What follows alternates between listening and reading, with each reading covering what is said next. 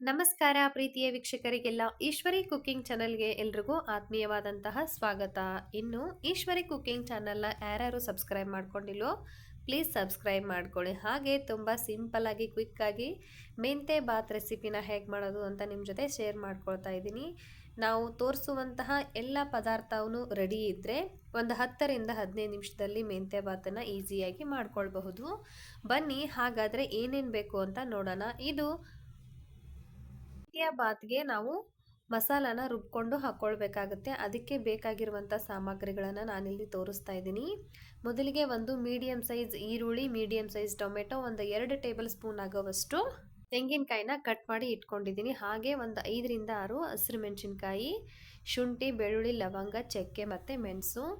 ಮತ್ತು ಇವಾಗ ನಾನು ತೋರಿಸ್ತಿರೋದು ಇದು ಒಗ್ಗರಣೆ ಮಾಡಲಿಕ್ಕೆ 2 ಈರುಳ್ಳಿ, ಹಾಗೆ ಟೊಮೆಟೊ, ಚಕ್ಕೆ, ಏಲಕ್ಕಿ, ಮೊಗ್ಗು, ಜೀರಿಗೆ, ಹಾಗೆ ಪಲಾವ್ ಎಲೆ. ಇವಾಗ ಮಸಾಲೆನ ರೆಡಿ ಮಾಡ್ಕೊಳ್ಳೋಣ. ಆವಾಗಲೇ ತೋರಿಸಿರುವಂತಹ ಎಲ್ಲ ಪದಾರ್ಥವನ್ನು ನೀವು ಮಿಕ್ಸಿ ಜಾರಿಗೆ ಹಾಕ್ಕೊಂಡು ಒಂದು ಸ್ವಲ್ಪ ನೀರನ್ನು ಸೇರಿಸ್ಕೊಂಡು ಇದನ್ನು ಫೈನ್ ಪೇಸ್ಟಾಗಿ ರುಬ್ಕೊಂಡು ಬರಬೇಕಾಗುತ್ತೆ. ಎಲ್ಲವನ್ನು ನಾನು ಇದಕ್ಕೆ ಹಾಕ್ಕೊಂಡಿದ್ದೀನಿ. ಇವಾಗ ಸ್ವಲ್ಪ ನೀರನ್ನು ಸೇರಿಸಿ ಫೈನ್ ಪೇಸ್ಟಾಗಿ ರೆಡಿ ಮಾಡ್ಕೊಂಡು ಬರೋಣ. ನೋಡಿ ಇವಾಗ ರೆಡಿ ಆಗಿದೆ ಮಸಾಲೆ ಅಂತೂ. ಇನ್ನು ಈ ಕಡೆ ನಾನು ಗ್ಯಾಸ್ ಸ್ಟವ್ ಮೇಲೆ ಕುಕ್ಕರ್ನ ಇಟ್ಕೊಂಡಿದ್ದೆ. ಇದು ಸ್ಟೀಲ್ ಕುಕ್ಕರು. ಇದಕ್ಕೆ ಒಂದು 2 ಸ್ಪೂನಷ್ಟು ಅಡುಗೆ ಎಣ್ಣೆನ ಹಾಕ್ಕೊಂಡಿದ್ದೀನಿ. ಇವಾಗ ತಗೊಂಡಿರುವಂಥ ಮಸಾಲೆ ಪದಾರ್ಥ ಜೀರಿಗೆ, ಚಕ್ಕೆ, ಆಮೇಲೆ ಏಲಕ್ಕಿ, ಮೊಗ್ಗು ಎಲ್ಲವನ್ನು ಹಾಕ್ತಾ ಇದ್ದೀನಿ. ಒಂದು 2 ನಿಮಿಷ ಅದು ಫ್ರೈ ಆಗಬೇಕು ಎಣ್ಣೆಯಲ್ಲಿ. ಅದು ಫ್ರೈ ಆದ ನಂತರ ನಾವು ಕಟ್ ಮಾಡಿ ಇಟ್ಕೊಂಡಿರುವಂತಹ ಈರುಳ್ಳಿನ ಕೂಡ ಸೇರಿಸಬೇಕಾಗುತ್ತೆ. ಇದನ್ನು ನಾನು ಸ್ಲೈಡ್ಸ್ ಆಗಿ ಉದ್ದುದಾಗಿನೇ ಕಟ್ ಮಾಡ್ಕೊಂಡಿದ್ದೀನಿ ತೆಳ್ಳಗೆ. ಇದು ಸ್ವಲ್ಪ ಕಂದು ಬಣ್ಣ ಬರೋವರೆಗೂ ಚೆನ್ನಾಗಿ ಫ್ರೈ ಮಾಡ್ಕೋಬೇಕು ಎಣ್ಣೆಯಲ್ಲಿ.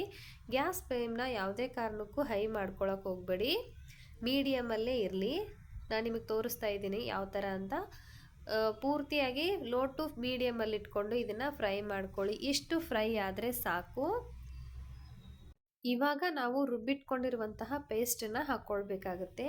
ನಾವು ಎಲ್ಲ ಪದಾರ್ಥವನ್ನು ಹಸಿಯಾಗಿಯೇ ನಾನು ಪೇಸ್ಟ್ ಮಾಡಿ ಇಟ್ಕೊಂಡಿದ್ದೀನಿ. ಆ ಕಾರಣಕ್ಕೆ ರುಬ್ಬಿರುವಂತಹ ಪದಾರ್ಥದಲ್ಲಿ ಹಸಿ ವಾಸನೆ ಹೋಗಬೇಕು ಮಸಾಲೆಯಲ್ಲಿ. ಅಲ್ಲಿವರೆಗೂ ಇದನ್ನು ಗ್ಯಾಸ್ ಫ್ಲೇಮ್ನ ಕಡಿಮೆ ಇಟ್ಕೊಂಡು ಚೆನ್ನಾಗಿ ಫ್ರೈ ಮಾಡಬೇಕು. ಇದು ಪೂರ್ತಿಯಾಗಿ ಫ್ರೈ ಆಗಬೇಕಾದ್ರೆ ಸ್ವಲ್ಪ ಅರಿಶಿನ ಪೌಡ್ರನ್ನು ಕೂಡ ಮಿಕ್ಸ್ ಮಾಡಿ, ಆನಂತರ ನಿಮ್ಮ ಹತ್ರ ನೆನೆಸಿರೋ ಬಟಾಣಿ ಇದ್ದರೆ ಅದನ್ನು ಬೆಳಗ್ಗೆ ಒಂದು 2 ವಿಸಿಲ್ ಹೊಡೆಸ್ಕೊಂಡು ಹಾಕ್ಕೊಳ್ಬಹುದು, ಅಥವಾ ನಾರ್ಮಲ್ ಹಸಿ ಬಟಾಣಿ ಸಿಕ್ಕರೆ ಅದನ್ನು ಕೂಡ ಸೇರಿಸ್ಕೊಳ್ಬಹುದು. ಎಲ್ಲವನ್ನು ಹಾಕಿ ಚೆನ್ನಾಗಿ ಮಿಕ್ಸ್ ಮಾಡಿ ಸುತ್ತಲೂ ಎಣ್ಣೆ ಬಿಡಬೇಕು. ಆ ಥರ ಇದನ್ನು ಫ್ರೈ ಮಾಡ್ಕೊಳ್ಬೇಕಾಗುತ್ತೆ. ಒಂದು ಪ್ಲೇಟನ್ನು ಮುಚ್ಚಿ ಒಂದು 5 ನಿಮಿಷ ಹಾಗೇ ಇದನ್ನು ಬೇಯಿಸ್ಕೊಳ್ಬೇಕು.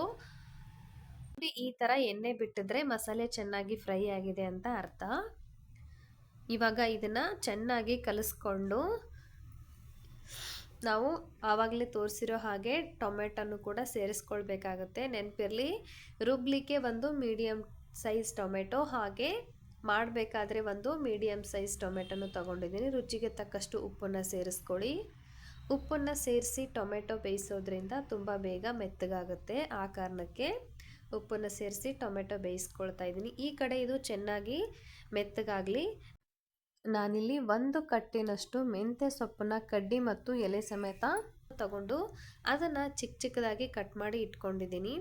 ನಾನಿವಾಗ ತೋರಿಸ್ತಾ ಇರೋ ಲೋಟದಲ್ಲಿ 1 ಲೋಟ ಅಕ್ಕಿನ ಒಂದು ಅರ್ಧ ಗಂಟೆ ಮುಂಚೆ ನೆನೆಸಿಟ್ಟಿದ್ದೆ. ಇವಾಗ ನೀರನ್ನು ಬಸ್ತು ಜರಡಿಲಿ ಅಕ್ಕಿ ಇಟ್ಟಿದ್ದೀನಿ. ಈ ಕಡೆ ಇದು ಕೂಡ ಚೆನ್ನಾಗಿ ಬೆಂದಿದೆ. ಇವಾಗ ನಾವು ಆವಾಗಲೇ ತೋರಿಸಿರುವಂತಹ ಮೆಂತ್ಯ ಸೊಪ್ಪನ್ನು ಸೇರಿಸ್ಕೊಳ್ಳೋಣ. ಕಟ್ ಮಾಡಿ ಇಟ್ಟಿರುವಂತಹ ಮೆಂತ್ಯ ಸೊಪ್ಪನ್ನು ಸೇರಿಸ್ಕೊಂಡು ಇದನ್ನು ಕೂಡ ಚೆನ್ನಾಗಿ ಫ್ರೈ ಮಾಡ್ಕೊಳ್ಳಿ. ಮೆಂತ್ಯ ಸೊಪ್ಪು ಸ್ವಲ್ಪ ಹಸಿ ಸ್ಮೆಲ್ಲು ಹೋಗೋವರೆಗೂ ಚೆನ್ನಾಗಿ ಫ್ರೈ ಮಾಡ್ಕೊಳ್ಳಿ. ನೀವು ಮೆಂತ್ಯ ಬಾತನ್ನು ಮಾಡಬೇಕಾದ್ರೆ ಮನೆಯೆಲ್ಲ ಒಳ್ಳೆ ಆರೋಮ ಬರುತ್ತೆ. ಅಷ್ಟೊಂದು ಅದ್ಭುತವಾಗಿ ಮೆಂತ್ಯ ಬಾತ್ ಅಂತೂ ಸಿದ್ಧ ಆಗುತ್ತೆ. ನಾನು ಹೇಳಿರುವಂತಹ ಮೆಜರ್ಮೆಂಟನ್ನು ಕರೆಕ್ಟಾಗಿ ಫಾಲೋ ಮಾಡಿ ಸೇಮ್ ಹೋಟೆಲ್ ಥರನೇ ನಿಮಗೆ ರುಚಿಯಂತೂ ಸಿಗುತ್ತೆ. ಇವಾಗ ಇದು ಕೂಡ ಚೆನ್ನಾಗಿ ಬೆಂದಿದೆ. ನಾನು ಮಿಕ್ಸಿ ಜಾರ್ಗೆ ಸ್ವಲ್ಪ ನೀರನ್ನು ಸೇರಿಸ್ಕೊಂಡು ಆ ನೀರನ್ನು ಕೂಡ ಹಾಕ್ಕೊಳ್ತಾ ಇದ್ದೀನಿ. 1 ಲೋಟ ನಾನು ಅಕ್ಕಿ ತಗೊಂಡಿದ್ದೀನಿ, ಅದಕ್ಕೆ 2.5 ಲೋಟದಷ್ಟು ನೀರನ್ನು ಸೇರಿಸ್ಕೊಳ್ತಾ ಇದ್ದೀನಿ. ಅಕ್ಕಿ ಯಾವುದಾದ್ರೂ ಪರವಾಗಿಲ್ಲ, ನಿಮ್ಮ ಮನೆಯಲ್ಲಿ ಯಾವುದನ್ನು ಯೂಸ್ ಮಾಡ್ತೀರಾ ಅದನ್ನೇ ತಗೊಳ್ಳಿ. ಈ ಥರ ನೀರು ಚೆನ್ನಾಗಿ ಕುದೀತಾ ಇರಬೇಕು. ಆ ಟೈಮಲ್ಲಿ ನೀರನ್ನು ಬಸ್ತು ಇಟ್ಕೊಂಡಿರುವಂತಹ ಅಕ್ಕಿನ ಸೇರಿಸ್ಕೊಳ್ಬೇಕಾಗತ್ತೆ. ನೆನಪಿರಲಿ, ಅಕ್ಕಿ ಹಾಕಿದ ತಕ್ಷಣ ಕುಕ್ಕರ್ ಲಿಡ್ಡನ್ನು ಕ್ಲೋಸ್ ಮಾಡಬೇಡಿ, ಅದು ಚೆನ್ನಾಗಿ ಕುದಿ ಹಿಡಿಬೇಕು. ಆನಂತರ ಕ್ಲೋಸ್ ಮಾಡಿ. ಈ ಕುದಿಯೋ ಟೈಮಲ್ಲಿ ನಾನು 1 ಟೇಬಲ್ ಸ್ಪೂನ್ನಷ್ಟು ತುಪ್ಪನ ಹಾಕ್ಕೊಳ್ತಾ ಇದ್ದೀನಿ. ರುಚಿ ಇನ್ನೂ ಅದ್ಭುತವಾಗಿ ಬರುತ್ತೆ ಅನ್ನೋ ಒಂದು ಕಾರಣಕ್ಕೆ ತುಪ್ಪನ ಮಿಶ್ರಣ ಮಾಡಿಕೊಂಡು ನಾನು ಈ ಮೆಂತ್ಯ ಭಾತನ್ನು ರೆಡಿ ಮಾಡ್ಕೊಳ್ತಾ ಇದ್ದೀನಿ. ನೋಡಿ, ಈ ಥರ ಚೆನ್ನಾಗಿ ಕುದೀತಾ ಇರಬೇಕು. ಆ ಟೈಮಲ್ಲಿ ನಾವು ತುಪ್ಪ ಹಾಕಿ ಚೆನ್ನಾಗಿ ಕಲಸಿದ್ರೆ ಅಗಳು ಕೂಡ ಹಾಗೆ ಇರುತ್ತೆ, ಸ್ವಲ್ಪನೂ ಗಟ್ಟಿಯಾಗಿ ಬರಲ್ಲ ರೈಸು. ಬೆಳಗ್ಗೆಯಿಂದ ನೀವು ರಾತ್ರಿವರೆಗೂ ಇಟ್ಟರೂ ಕೂಡ ಅದೇ ರುಚಿ ಅದೇ ಟೇಸ್ಟ್ ಇರುತ್ತೆ. ಇವಾಗ ಚೆನ್ನಾಗಿ ಕುದೀತಾ ಇದೆ. ಈ ಟೈಮಲ್ಲಿ ನಾನು ಕುಕ್ಕರ್ ಲಿಡ್ಡನ್ನು ಕ್ಲೋಸ್ ಮಾಡ್ಕೊಳ್ತಾ ಇದ್ದೀನಿ. ಕ್ಲೋಸ್ ಮಾಡಿಕೊಂಡು ಲೋ ಟು ಮೀಡಿಯಮಲ್ಲಿ ಒಂದು 3 ವಿಸಿಲ್ ಬಂದರೆ ಸಾಕು. ನೋಡಿ, ಇವಾಗ 1 ವಿಸಿಲ್ ಆಯಿತು. ಅದೇ ರೀತಿ ಇನ್ನೂ 2 ವಿಸಿಲ್ ಬರಬೇಕು.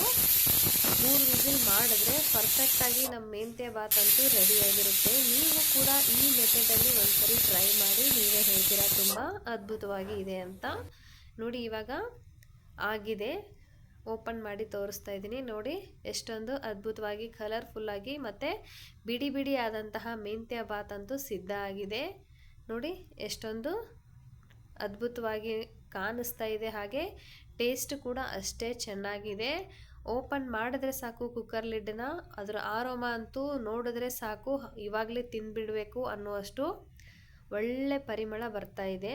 ನೋಡಿ, ಎಷ್ಟೊಂದು ಸೂಪರಾಗಿ ಮೆಂತ್ಯ ಭಾತ್ ಅಂತೂ ರೆಡಿಯಾಗಿದೆ. ಖಂಡಿತವಾಗಿ ನೀವು ಕೂಡ ಒಂದ್ಸರಿ ಇದನ್ನು ಟ್ರೈ ಮಾಡಿ, ಹಾಗೆ ನಿಮ್ಮ ಫ್ರೆಂಡ್ಸ್ ಫ್ಯಾಮಿಲಿಗೆ ಶೇರ್ ಮಾಡಿ. ವಿಡಿಯೋ ನೋಡಿದಂತಹ ಎಲ್ಲ ವೀಕ್ಷಕರಿಗೂ ಧನ್ಯವಾದಗಳು. ಮತ್ತೊಂದು ಹೊಸ ವಿಡಿಯೋ ಜೊತೆ ನಿಮ್ಮನ್ನು ಭೇಟಿ ಆಗ್ತೀನಿ. Thank you for watching. Take care. Bye bye.